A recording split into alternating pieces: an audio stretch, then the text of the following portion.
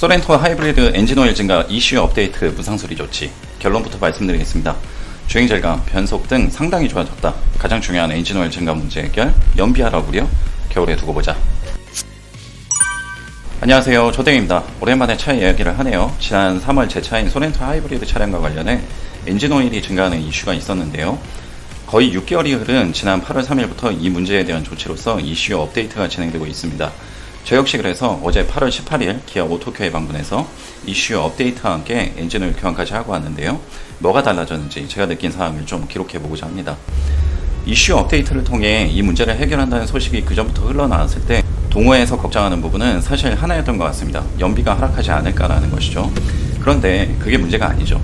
연비가 좀 떨어지더라도 엔진오일 증가라는 근본적인 문제를 해결하는 것이 차의 엔진 내구성이나 운전자, 탑승자의 안전을 위해 더 중요한 것이니까요. 그럼 이번 이슈 업데이트를 통해 그 문제가 해결되었는가? 아직 알 수 없습니다. 특히 겨울에 이 문제가 주로 발생했기 때문에 다가오는 겨울 검증의 시간이 또 필요할 것 같습니다. 일단 저는 엔진오일 교환 후 오일량을 미리 기록해 두었고요. 운행 직후 또 운행 이후 몇 시간이 지난 냉간 시 모두 적정 범위 안에 들어가 있는 상태였고요. 가장 큰 특징이었던 휘발유 냄새는 안 납니다. 그 전에 났었거든요. 이건 어제 오늘 몇십 킬로 탔으니까 당연한 거고요. 이번 무상수리에서는 총 4가지가 업데이트 되었는데요. 엔진, 모터, 변속기, 하이브리드 제어 시스템입니다.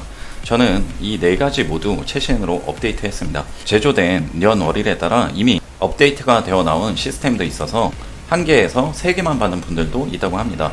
저는 엔지니어 분과 함께 스캔해 보니까 4개 모두 업데이트 대상이었으며 제 차는 참고로 21년 3월에 생산된 녀석입니다. 그럼 업데이트 후 뭐가 달라졌나? 저는 차를 잘 알지 못하고 전문적이지 않기 때문에 개인적으로 느끼는 부분들 그리고 객관적으로 보여드릴 수 있는 수치, 데이터, 현상만을 바탕으로 소개해드릴 수밖에 없을 것 같습니다. 일단 가장 중요한 엔진오일 증가 부분은 앞에서도 말씀드렸던 것처럼 시간을 두고 계속 체크해 봐야 할 것 같고요. 이 부분은 일단 미뤄두고 이야기해 보도록 하겠습니다. 사실 제일 중요한 부분인데 말이죠.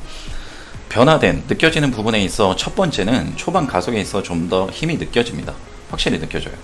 두 번째, 변속에 있어서의 투박함이 개선되었습니다. 소렌토 등 현대 기아의 최근 하이브리드 차량들에 적용된 미션은 6단인데요.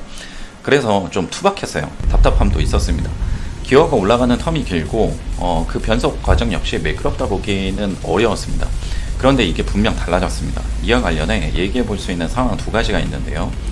오너분들께서는 다들 느꼈던 상황일 거예요. 언덕을 만났는데 아주 천천히 올라가는 상황. 모터로만 가기에는 힘드니까 엔진이 돌고 저단이 물려 있을 때 변속이 늦습니다. 그래서 웽 하면서 올라가는 경우들이 있었어요. 근데 이게 100%는 아니지만 상당히 개선되었습니다. 또 하나는 급정거하듯이 설 때 기어 단수가 내려가고 엔진이 꺼지고 EV 모드가 전환되는 그 일련의 과정이, 이 표현이 맞을지는 잘 모르겠는데 움찔움찔 꿀렁꿀렁 하는 경우가 있었습니다. 이것도 상당 부분 개선되었습니다. 이슈 업데이트 전에 많은 오너분들께서 엔진이 더 많이 돌겠구나, EV 모드 유지가 길지 않겠구나 라는 걱정을 하셨는데 그 부분은 어떨까요? 간단하게 저는 큰 차이를 모르겠습니다. 딱 하나 이건 느껴졌습니다.